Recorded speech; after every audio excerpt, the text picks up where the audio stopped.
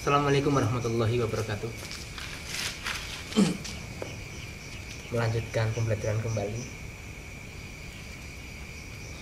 dalam suasana yang cukup hening ini. Alhamdulillah ya, sudah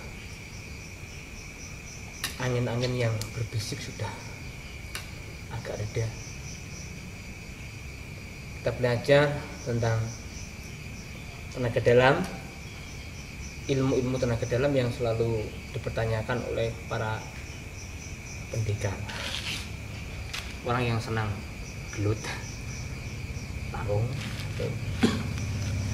yang suka belajar tenaga dalam. Bagaimana sih doanya tenaga dalam itu?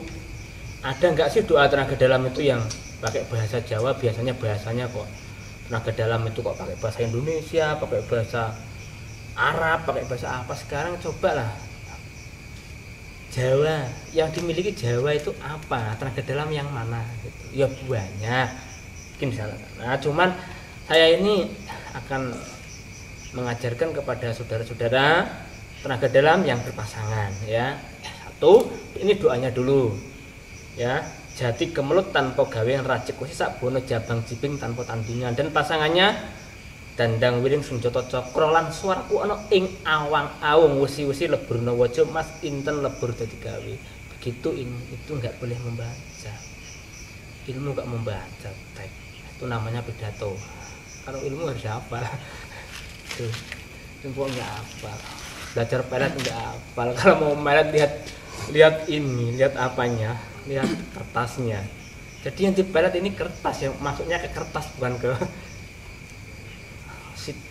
target, bukan.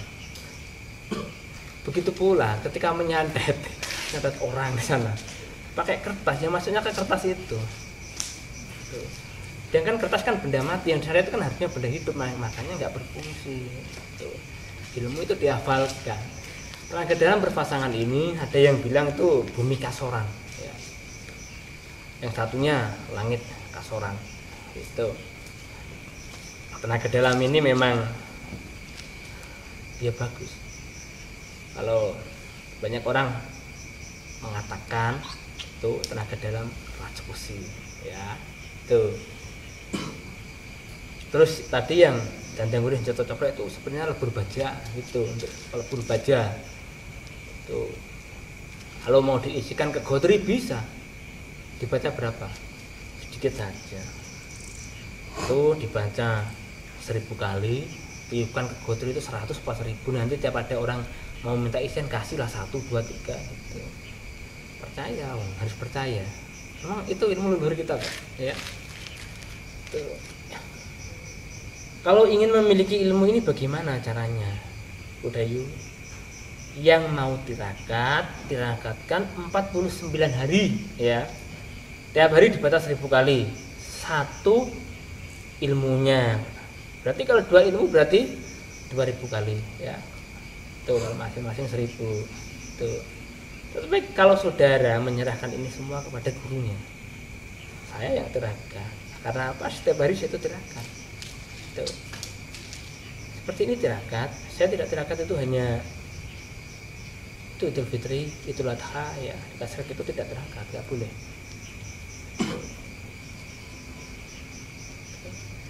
Kalau mau mengikuti ajaran saya, tidak usah tirakat, nggak apa-apa. Daripada tirakat kamu meninggalkan banyak hal, ya. Daripada tirakat kamu meninggalkan sholatmu, daripada tirakat kamu meninggalkan keluargamu, daripada tirakat kamu meninggalkan semua kegiatanmu, yang mana kegiatan itu ya banyak sekali melibatkan banyak orang, termasuk keluarga, nggak makan dan lain sebagainya. Kenapa? Seperti itu ya. Cinta dengan sesuatu dan melupakan sesuatu yang lain itu nggak boleh, mabuk namanya. Itu. Sedangkan segala mabuk itu tidak diperbolehkan oleh agama. Mabuk tidak sadar ya, geleleng, teleleng, ngah-ngoh.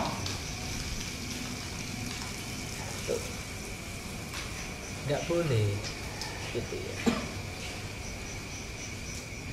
Adakah mabuk itu yang diperbolehkan? Tuh. Ada apa enggak? Tuh. Mabuk cinta Ya karena cinta meninggalkan banyak usaha, sesuatu hal yang cukup penting tidak diperbolehkan. Sesuatu yang berlebihan itu tidak diperbolehkan oleh Allah Subhanahu wa taala. Tidak suka Allah itu seperti itu ya. Tuh. Kamu mendengarkan musik sampai lupa diri ya. Yang ada hanya angan saja dan bayangan yang tidak-tidak. Membayangkan sesuatu hal yang wow, yang enak-enak, bahkan yang dosa-dosa. Membayangkan istrinya orang, membayangkan janda yang lewat. Dan musik sampai gara-gara mendengarkan musik sampai kita itu berandai-andai, wah, andainya dengan wanita itu, dengan lelaki itu, dengan ini yang tidak diperbolehkan itu seperti itu. Tetapi kalau kamu mendengarkan musik tidak terjadi apa-apa dalam hati, enggak apa-apa, silahkan, kan begitu ya. Kalau saya suka dengerin musik kalau di mobil ya wis keras sekali, koplonan gitu. Kadang-kadang ya sholawat sekali-kali, kan sebulan sekali atau apa gitu. Kadang-kadang semacam itu.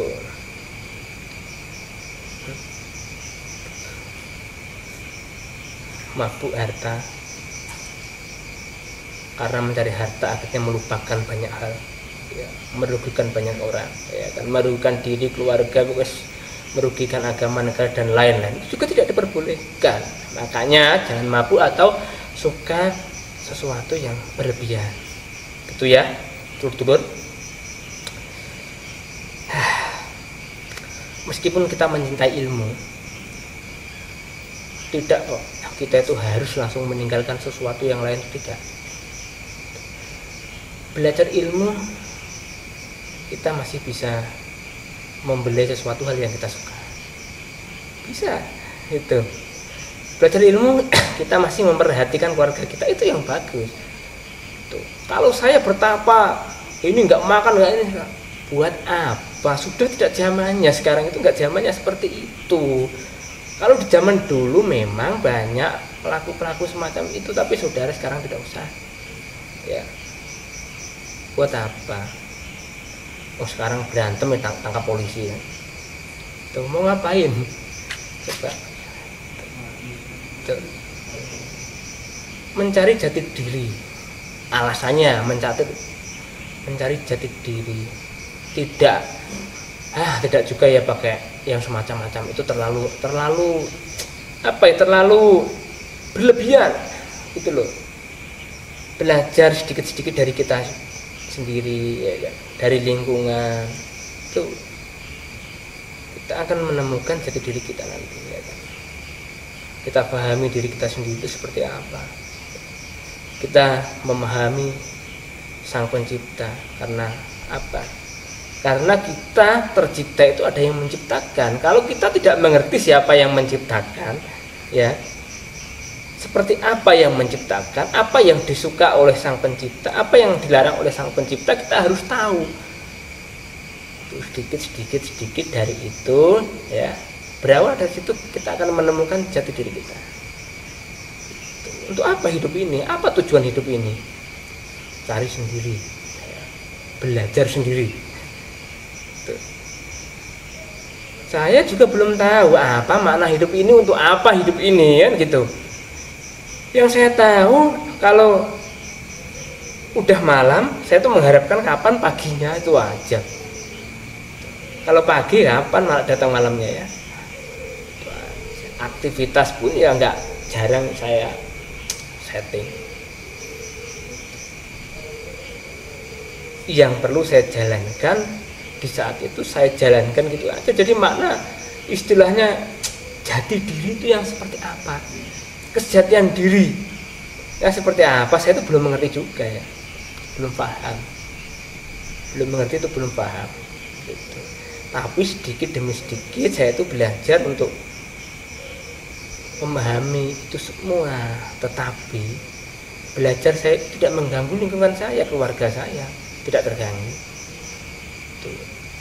Aktivitas kekeluargaan aktif, organisasi aktif, gitu ya, aktivitas kemasyarakatan aktif itu, walaupun tidak langsung terjun kita itu ke masyarakat kan gitu, pikiran kita itu sudah bisa berkumpul dengan mereka. Dengan pikiran juga kita itu bisa bersosial dengan baik kalau kita bisa menggunakan pikiran kita dengan baik, begitu ya. Tuh dulur-dulur,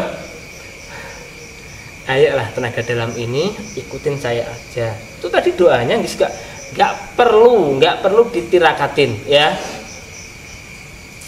Yang paling benar apa kira-kira? Hafalkan, pakai. Kira-kira apa penebusannya? Begini saja saya bukakan rahasia saya. Ketika saya itu ditanya ya oleh para dewan guru ketika berkumpul, tuh, kira-kira aktivitas apa yang sekiranya tidak pernah lepas dalam kesehariannya Sukodeyu untuk murid-muridnya itu loh ya. Doa apa yang tidak pernah terlepas setiap hari pasti dibaca?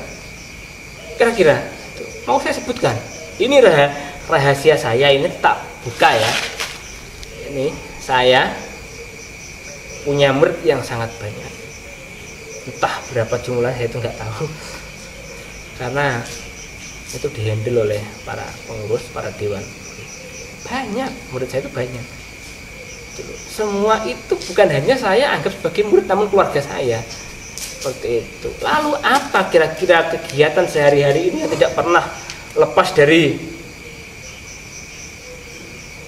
murid-murid saya? Apa yang saya jalani? Ini didengarkan baik-baik.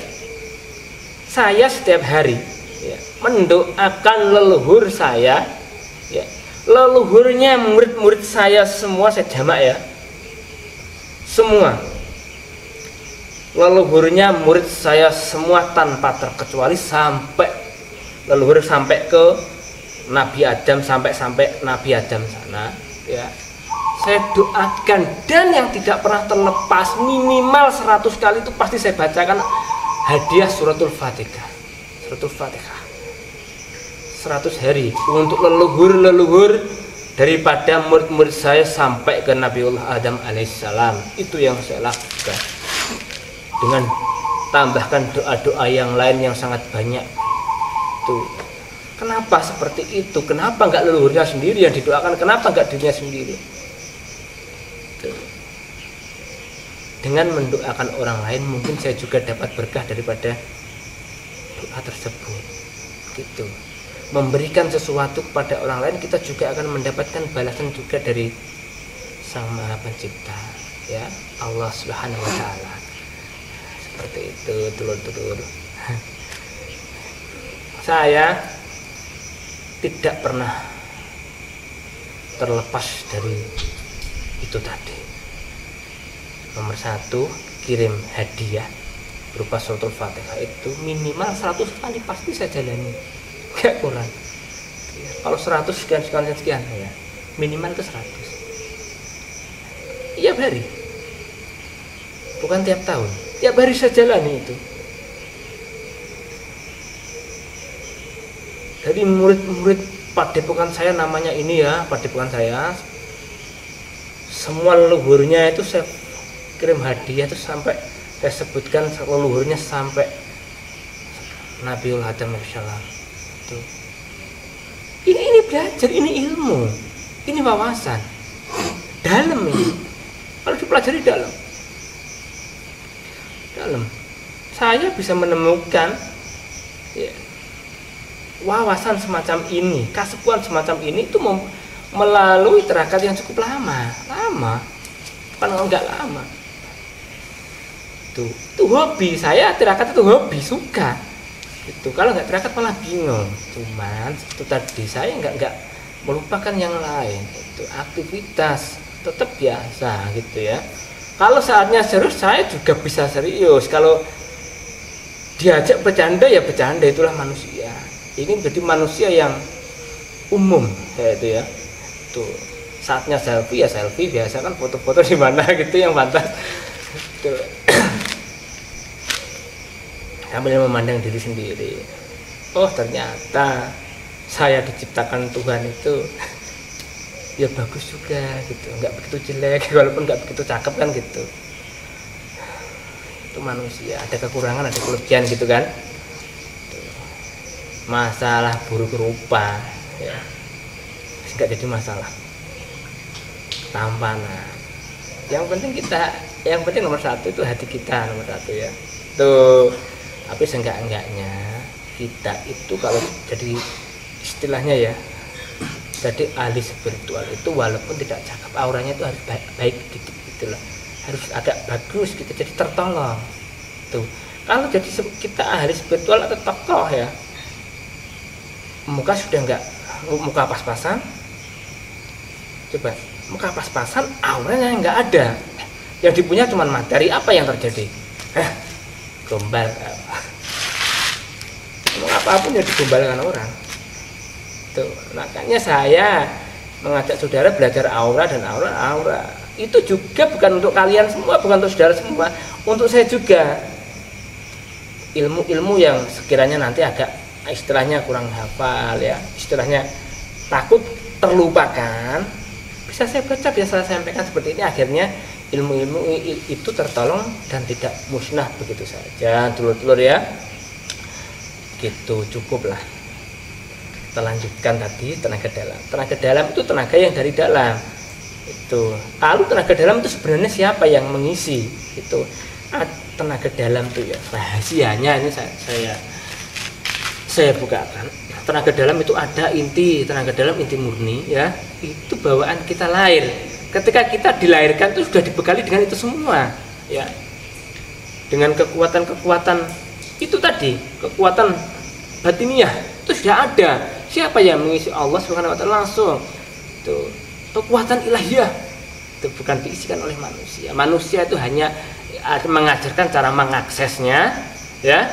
Terus lagi kalau kok ada tambahan tenaga dalam itu bagaimana? Kalau kita memang dari lahir tidak ada tenaga dalam, tidak akan bisa diisi tenaga dalam, itu rahasianya. Tuh.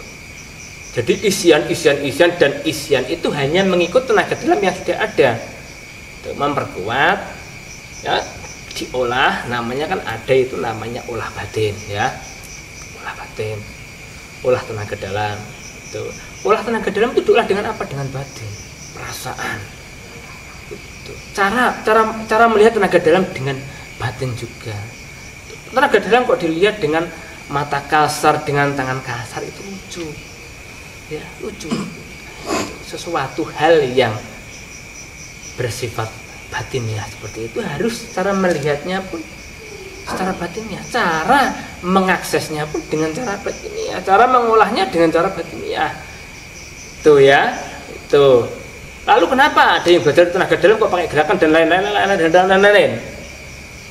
Kalau gerakan itu bisa mengangkat dan membawa tenaga dalam itu muncul dengan baik, tertata dengan, kenapa tidak? Boleh saja, sah-sah saja. Karena apa? Kebanyakan tenaga dalam memang harus disertai dengan kekuatan, dengan olah fisik ya. Tuh. Olah fisik ini adalah yang mengangkat keyakinan tenaga dalam itu muncul, bisa diaplikasikan dengan baik, menyatulah dalam jiwa dan raga kita, memancar sesuai kehendak batin kita, kan seperti itu ya. Tujuannya seperti itu, belajar tenaga dalam. Dari tenaga dalam itu tadi sifatnya seperti apa tenaga dalam itu? Abstrak, tidak bisa diraba dengan tangan kasar, tidak bisa dilihat, tapi kerjanya nyata, bisa dirasakan. Itu tenaga dalam. Seperti itu. Tenaga dalam bekerja 24 jam non-stop pada diri kita. Tuh, seperti itu tenaga dalam. Lalu bagaimana cara mengeluarkan tenaga dalam? Kita itu banyak ya. Yang namanya tenaga dalam itu tidak pernah terlepas yang dari namanya pernapasan. Ada yang pernapasan segitiga, akhirnya yang kurang gitu, bikinlah pernapasan segituju biar dapat peminat yang banyak, kan gitu. Pernapasan segitiga, tarik nafas dalam-dalam, tahan di perut. Ini kan tekan di ini apa? 2 jari di bawah pusar, sekuat mungkin. Dan pernafasan ketiga kita keluarkan dengan pelan-pelan juga. Ketika kita mengeluarkan dengan pelan-pelan ini dengan maksud dan tujuan ingin apa gitu, maksud tujuan kita apa. Tuh ya. Ketika kita tarik nafas itu seolah-olah bayangkan kita itu menyerap energi yang sangat bagus sekali, anggap aja warnanya putih ya, kalau yang bagus itu putih gitu kan ya. Nih, nanti masalah warna ini repot kalau panjang-panjang ya. Tahan. Ketika menahan itu kita olah seperti apa, setelah jadi kita keluarkan dengan bentuk apa, itu dengan bentuk panah atau apa untuk menghajar jin jarak jauh atau apa. Tapi jangan lupa doanya tadi itu dibaca dulu. Jati kemelut tanpa gawengan rajek wis sakbono jabang jibing tanpa tandingan, gitu ya. Gitu. Tambahkan lagi kalau kurang. Tandang wiring senjata cakra lan swarkana ing awang-awang wesi-wesi lebur nawaja mas intan lebur tanpa digawe. Kalau dalam dirimu ada santet atau ada jin, akan terasa panas seperti ada roda api itu memutar di dalam diri kita di bagian di mana jin atau santet itu bertempat. Itu untuk ngobatin orang ya juga seperti pernafasan itu tadi. Kalau mau disertai dengan gerakan tangan boleh ya, boleh, sangat diperbolehkan sekali. Kalau menurut saya itu malah harus ya, harus banget. Tuh. Kalau kita dengan batin ini sepertinya tidak ada yang menarik lah ya. Tuh loh, nggak ada menariknya gitulah. Tuh. Kita sertai tangan atau kaki atau pakai pomat kamit atau apa ya, bebas saja, bebas kok, nggak ada larangan untuk itu, untuk tenaga dalam. Hafalkan saja, dan bila mau untuk menebus itu kirimlah fatihah ke gurumu itu 100 kali bagi kamu yang muslim. Kalau kamu yang tidak muslim, doakanlah sesuai keyakinan kamu masing-masing, begitu ya. Tuh, kalau belajar. Dan kalau tenaga dalam ini digunakan untuk pagar dan lain-lain, dibaca 21 masing-masing. Tiupkan ke garam, pring kuning, bambu kuning atau apa, bebas semua bisa. Itu ya. Kalau untuk membuat pagar, untuk pengobatan, untuk menetralisir kekuatan jahat, negatif, tidak perlu pakai pernapasan yang seperti itu. Tapi lebih bagus lagi pas selesai doa terakhir kita gunakan pernapasan yang itu tadi ya. Segitiga aja, nggak usah pakai segi 7, segi apa gitu, malah pusing nanti segi 7 itu bentuknya seperti apa gitu loh ya. Kalau bintang 6 itu, kalau bintang 6 itu bintang apa, bintang Daud, kita bisa menjawab kan gitu. Kalau bintangnya 8 Surya Majapahit, nah, seperti itu bisa dijawab gitu. Itu tadi, walaupun tenaga dalam itu sifatnya itu seperti itu, abstrak seperti itu, nggak bisa dilihat, namun pengaplikasiannya bisa menggunakan gerakan-gerakan fisik untuk mengangkat keyakinan kita, untuk memposisikan tenaga dalam kita itu dengan baik, seperti itu ya. Tuh jangan salah persepsi. Nanti kira itu tenaga dalam itu kan dari dalam, buat apa kita menggunakan benda kasar. Sekarang begini saja, saudara, kalau memberi nafkah secara batiniah, apa kamu cuma tidur aja, cuma membayangkan aja, bukan kan? Tuh, kalau lahiriah katanya uang, ya, uang, materi, dan lain-lain seperti itulah ya. Terus kalau nafkah yang batinnya seperti apa? Masa cuma di batin aja, pakai gerakan yang bagus. Kiranya gerakan itu disuka, kan begitu caranya ya. Dulur-dulur, kalau mau memiliki tenaga dalam itu hafalkan. Kalau nggak hafal jangan pakai, itu saran saya itu. Kalau saudara nanti tanya ini pakai tirakat tak wajibkan, kalau nggak tirakat nggak bisa dipakai itu, makanya nggak usah tanya, cukup hafal dan pakai itu aja, enak udah, biar saya yang tirakat kan gitu. Ini saya yang nerakatin, saudara-saudara kan yang suka tenaga dalam kayak gitu. Saya sukanya kan itu tadi katanya, ilmu-ilmu yang bisa membawa kedamaian ya. Itu ilmu pengasih, ilmu aura ya, ilmu pelancar seperti itu ya. Itu ilmu yang galak kayak gitu, pakai aja, pakai saudara gitu. saya makanya kadang-kadang aja kalau dibutuhkan kan gitu ya. Ya dulur-dulur, tentang tenaga dalam ini kasih aja nama tenaga dalam ini Raja Kusi gitu aja ya. Untuk yang nomor 2 itu bukan Raja Kusi tapi itu Leburwojo, tenaga dalam Leburwojo. Ini selalu berpasangan. Tenaga dalam itu dipakai, tapi itu tadi saudara ketika menghafalkan ini temperamen ini naik. Jadi keseharian ini kayak pusing sendiri, kayak mikir sesuatu tapi nggak tahu apa yang dipikirkan, marah sendiri tanpa sebab dan lain-lain ini loh. Kalau sudah terjadi hal-hal semacam itu, bacalah istighfar yang banyak ya. Baca istighfar yang banyak, jangan hanya baca saja tapi minta pengampunan kepada Tuhan masing-masing ya, kepada Allah Subhanahu wa taala. Itu belajar dan belajar, beda lagi doanya, beda lagi temanya, beda lagi. Memang harus seperti itu. Contoh istilahnya ya, tanda-tanda orang yang belajar sukses itu ada tanda-tandanya, dan yang gagal juga ada tanda-tandanya.